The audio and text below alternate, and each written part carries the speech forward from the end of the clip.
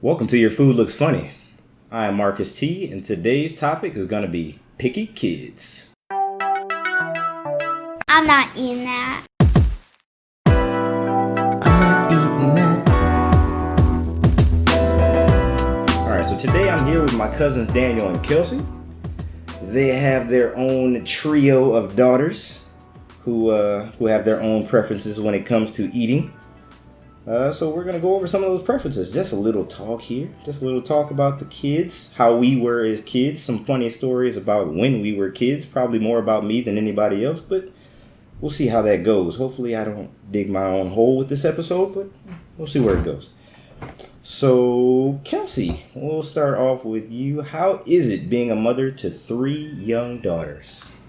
It's great.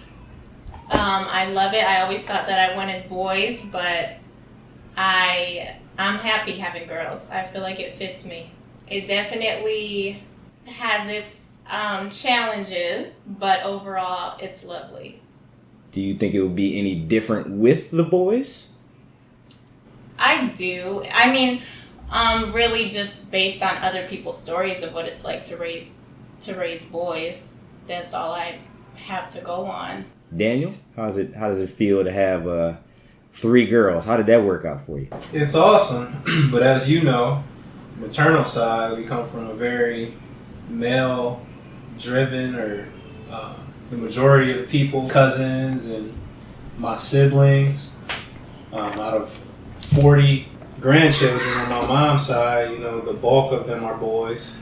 And in my household, I have 2 brothers, so it's inverted with my situation. My mom had a husband and 3 sons, and I have a wife and 3 daughters, but I always wondered what it would be like to have a sister.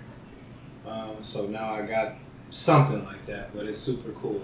Yeah, and also for me, growing up, I always wished that I had a sister, and I did not. I had just a little brother. So it always just kind of trips me out that I ended up with 3 girls, and I watched them have that sister dynamic that I always wanted. So that's I love to see that. So Kelsey, not only did you not have sisters, you didn't have any young or older siblings either. Right. And yeah. Daniel only had older siblings. Yep. So how does that work for y'all too? Being the youngest and being the oldest. Do you feel like you're an oldest child and you're a youngest child?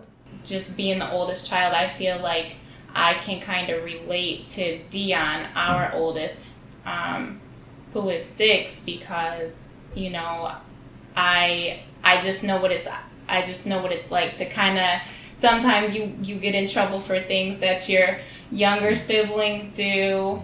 And you might not have had anything to do with it, but if you're right.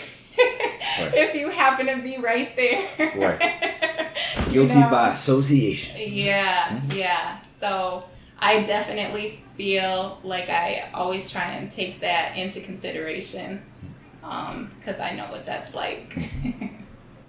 So being the oldest, and you made reference to Dion, I know Dion might have certain preferences when she eats as opposed to maybe your other 2. Mm-hmm. What have been some differences in feeding her that you might not have been expecting, or just have been different with feeding, somebody else, or a child, that is, a kid?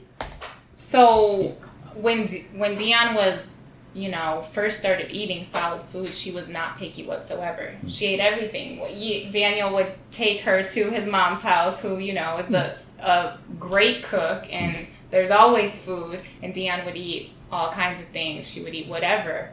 Black-eyed peas, greens, you name it. Everything. And then as I would say around probably 2, she started becoming picky, but it's actually like people say, they'll grow out of it. For her, I feel that she has actually gotten more picky. She has gotten more picky. She's growing into it, not out of it. No, yeah. It's actually extreme. I always thought that I would be one of those parents. You hear about parents who like cater to a certain child who right. won't eat certain things. And I was always like, that would never be me. My child is going to eat what I cook. It's crazy. And here we are making little side dinners for Dion. Because she's very picky. She likes like 3 dinner items. She likes tacos, spaghetti, and pizza. Those are like the main dinner type of foods that she will eat. Yes. So she's Italian heavy with a side of Mexican in there. And bread, yeah, and bread. She will just eat bread. Like when we go to my mother-in-law's house, if there's cornbread, Dion will eat like 4 pieces, of cornbread, but nothing else. Banana bread. Yeah, any bread. She's into that. Daniel, have you seen any difficult? I know both of y'all cook, so how has it been cooking? Again, you got 3 daughters, so again, you come in from a family full of boys, and now you're cooking for your wife and 3 daughters, and you have different preferences to cater to. How's it been working with kids? And again, you were the youngest, so it wasn't like you had to cook for younger siblings or anything. So right. In my household, there really weren't too many requests for dinner. You ate whatever was being cooked. Mm-hmm. I enjoyed whatever was being cooked. I enjoyed it. I enjoyed it too. For sure. I had certain things that I didn't care for, but overall, I ate what I was given. Mm-hmm. With my nuclear family, my wife, she has a open mind and willing to try different things. Discuss Dion a little bit. Nova's a little foodie, yes, so she's down. She whatever. She wants to see the process, and she wants to eat. Try different things. Sahan initially, she was trying different stuff, but I've seen her change. She's becoming recently. More picky a little bit. She's more choosy. Yeah. She's more choosy. So. Yeah, Nova's really interesting because not only does she love to eat, but like Daniel said, she likes to see the process. So I always say Nova's gonna be a really great cook. I'm sure of it because she wants to be in the kitchen watching, everything you do. She wants to help. She's very into it. So. And I look forward to her cooking for me when she gets a little bit older, for sure. Set them up for success. Yes. No, she's meat heavy. She wants that. That's her primary thing. She wants the meat. She says, "More meat, please." Sahan, I'm here for the entrees. More meat. Sahan, she. For the most part, for the bulk of her life, she will want the vegetables. Mm-hmm. And Dion wants the bread. Mm-hmm. So that's the way it breaks down. It is. Generally. Gotcha. So they all eating separate parts of the same plate. Yeah. Literally. Gotcha. Any other interesting tidbits that you had to deal with feeding your own kids? Well, if I could bring up, some of your stuff from your previous podcast, man. Dion is like, you were just making me realize so many different things. She's too young to understand what you're talking about, but she is your target audience. I remember you were talking about trying new things shouldn't be like a punishment. Oh man, it is to her. And there's been more than a handful of times where we're trying to instill the idea of not wasting and just being appreciative of what we have.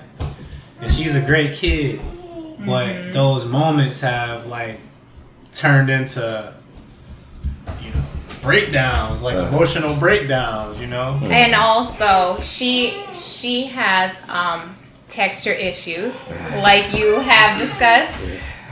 But it is so severe to the point she will start, if we want her to try something new that she does not want to try, she might eventually try it, but she will start gagging. It's it's bad. I've been there. So yeah, and not because the food isn't good, just because she can't handle certain textures, or I don't know. I think sometimes she just really psychs herself out of it before she even puts it in her mouth. Matter of fact, going along with that right there, kind of transitioning into the next thing, us as kids. So us, we're all adults were all in the 30-year-old age range. As a kid, around that same age, I don't think I ate salad. And I'm pretty sure that I would gag in order to get out of it. But Dad tried to get me to eat salad one day. I probably had to be around 7 or 8 at my grandparents' house. And he sat it on the floor in the middle of the living room. He was like, "You're going to eat this salad." And it had tomatoes or something else on it. First of all, I was anti-lettuce, anti-tomato at the time. So I just knew I wasn't going to eat this. I just had to come up with a way to convince him of that. Because it wasn't as easy to convince him that I wasn't going to eat stuff as it was Mom. Mom would just go get me whatever because she didn't feel like cooking. But Dad was like, "You gonna eat it? I don't care if you sit here all day. You gonna eat it one way or the other." I'm not eating that. I'm pretty sure I proceeded to gag and put it right onto my grandmother's carpet. And I don't know if I got beat or not, but I remember I did not eat that salad. I did not eat that salad. I would go to extremes to get out of it, but I wasn't eating it. Yeah. Do you guys have any stories from when you were kids? Any preferences that you may have had? Daniel knows me from when I was a kid. He may have some things that that I didn't eat as a kid. Don't take it personal. Again, I'm a chef now. I grew out of it. It happens. I still don't like eggs though. I'm not eating eggs. You don't eat eggs? Not at all. Wow. No. If you overly dressed a deviled egg, I might eat it. I made some chicken fried deviled eggs one day. It's like you take the whites and you bread the whites and fry it just like it's a piece of chicken. Then you add the filling to the inside. And then I took some chicken skin, fried that, and added that as the garnish. But anything from when you were kids, any preferences that you had that you didn't grow out of, that you may have grown out of, something that you didn't eat when you were a kid that you now love? Yeah, that's interesting to me. I've heard several people talk about when they were younger, they didn't like a certain thing, whether something I can think of for myself is like onions. I hated onions, couldn't stand them. Now I can eat them just plain by themselves.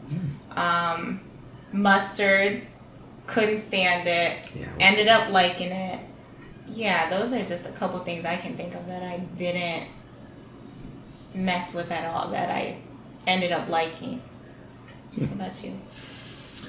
A couple things that I'll eat, but I still kind of feel the same way as I felt when I was a kid about not really caring for it that much, is sweet potatoes and sweet corn that is like cut off the cob. Come on. If it's corn on the cob, it always tasted different to me. Like I could put some butter and salt, like it just tasted closer to savory more than sweet.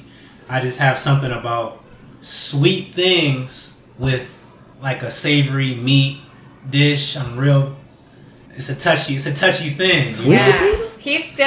I made sweet potatoes for dinner tonight, and he did not eat the one I made for him. I feel like I could eat it by itself. I will enjoy it more by itself than with certain other things on my plate. Like if I got mashed potatoes and I don't think I knew that. Some type of, that's what my mom always said, that you said corn cut off the cob. Cut off the cob. Is what you don't like. Is what I don't prefer. I prefer it on the cob. So it's at the same level as when you were a kid. You didn't like it then, and you still on that same. If I'm in if there's a dinner prepared and that's there, I could skip that. I could skip putting that on my plate. And my mom would notice that I didn't put it on my plate, and she always thought it was weird because she was a picky eater, and Grandma would cook her corn because she knew she would eat it. Mm-hmm. So my mom would just eat corn. Which is what she started doing for our daughter, Dion. Dion stopped loving corn as much. Yeah. Interesting. But one thing that I did abhor, kind of detest, or just thought was strange, that I now love and appreciate is mushrooms. You know, not only because of their versatility and health benefit, but what they are and what they provide to the world, you know, just connecting all the plant life and just being this super interesting organism. Yeah, I think me and mushrooms have a love-hate relationship. When I was a kid, I barely wanted to look at them, and that's how my older brother Lamar got me to not eat up the pizza because he would order it with mushrooms on it. That's what I'm doing now. And I did not want to go through the effort of having to pick off mushrooms from the entire slice of pizza, so I would just I think he might order half and half sometimes, but the rest of the time he just didn't consider my feelings. And he couldn't cook, so this was the only time that I was going to get fed by him, is if he was going to order pizza, he was going to buy Lee's chicken, or he was going to try to bake chicken, which never came out well. It always had this slimy skin texture, like it never got crispy. And he would do like some Velveeta rotini with cheese and broccoli or something. That was the best part of the meal right there. You can't mess that one up. Yeah. But you can't mess it up. But he didn't mess it up. So he networked so hard to find people that can cook in his circle. That way he doesn't have to. If we have a potluck, which I'm still not a fan of, by the way. Fight the potluck. If we have a potluck and he brings a dish, chances are somebody else made it for him, or he procured it from somebody else to make for him. Probably me. It was probably me. So ghost cooking. Right. That is too funny. Straight up. So they'd be like, "Hey, Lamar, can you bring a dessert? That last one you brought was good." And they'd be like, "Yeah, sure." But does he tell them that? Do they know that? Yeah. Okay, He'll tell them, be like, "Yeah, my brother made this cake." Okay, gotcha. And he'll pay for it. I mean, he's very supportive, and he, like I said, he'll tell you that I'm not cooking. So kudos to him for having a brother that's a chef. I guess, you know. Right. Funny how that works out. Right. But our mom was a professional cook, and I understand now why she didn't like cooking as much when she got home. She brought a few dishes home from work sometimes, and she worked at a veterans home, which is like an old senior center. So some of the food that they had wasn't overly seasoned, so it'd be like bland sometimes, but she would add a little bit. But most of the time I got fast food. Daniel knows this. I was fast food king. Mom was so adamant about not cooking when she got home from work. If I said I wanted Burger King's chicken nuggets and McDonald's fries, she would go to both and get them to bring them home. And a chili. I heard a story. Daniel told me a story about you getting 100 wings from B-Dubs. BW3s. Yeah. Was it 100? 100 wings. And I was like, wow. BW3s. Was it 100? He had it good. Yep. And JJ was mad because we walked around to Aunt Doris and Uncle Jerry's house, and you ain't offer nobody if they wanted anything. and he gave you a hard time. And you asked nobody if they want some? And you wouldn't, and you weren't cleaning the bone to their liking. Look, man, nobody needs to eat the joints and gristle and stuff. I'm getting the adequate amount of meat off that's necessary. That's how I feel about it. Right. Tuesday wing day, it was a tradition. So Mom got me as many wings, and Lamar ate wings too. So I don't know if he was in the house at the time, but if I said I wanted 40 wings, she was gonna get 40 wings. And I enjoyed every bit of meat that I did eat off of those bones.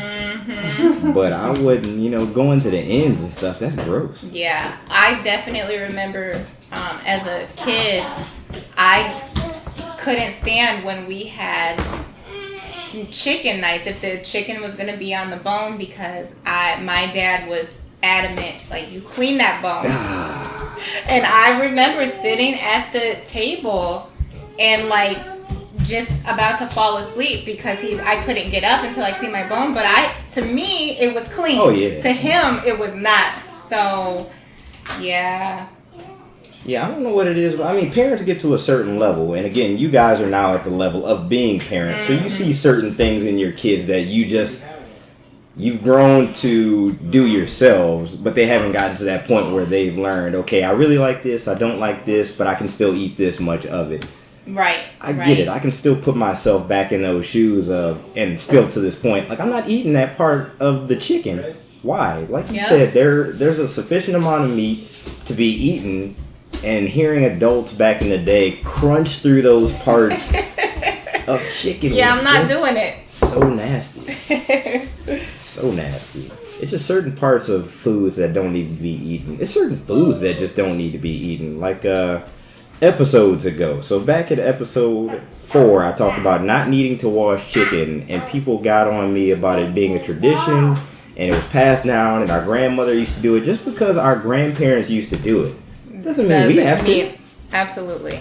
Like, they had lesser quality cuts of meat back then, and lesser regulation, and they were still eating chitlins and chicken backs. Like, we've overcome. You don't have to eat them. It's okay. If you want to eat it, that's fine. But don't tell me I'm a lesser because I don't eat the joints and the gelatin and suck the bone marrow out of stuff. No. Why? Yep. But marrow is like a delicatessen, right? In beef bones. Not in chicken bones. That's gross. Think of the anatomy of an animal. So bones of birds are hollow so that they can fly. So they have less density to their bones in general.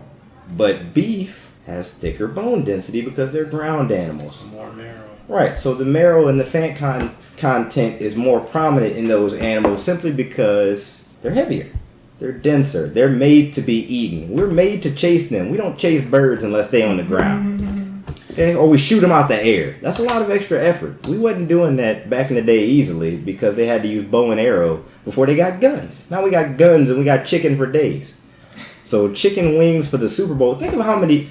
I know this ain't on the picky kids topic, but think of how many birds have to die in order for somebody to get an order of wings. So true.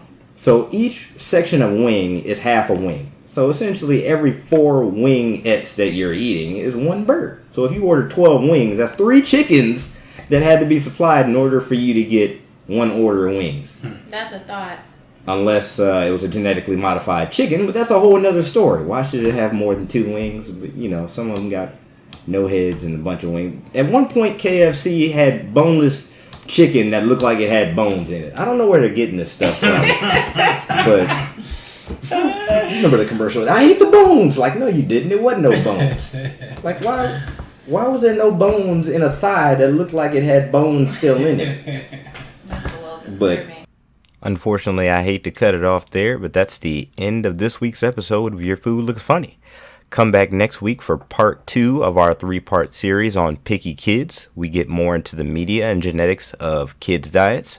We have some more funny stories between myself and my cousins. Go to yourfoodlooksfunny.com and check out any of my previous episodes. We also have some recipes up there. Donate to the show on there. Help us keep going with some more of these creative and funny episodes. Thank you guys for listening. I'll see you guys next Wednesday. All right.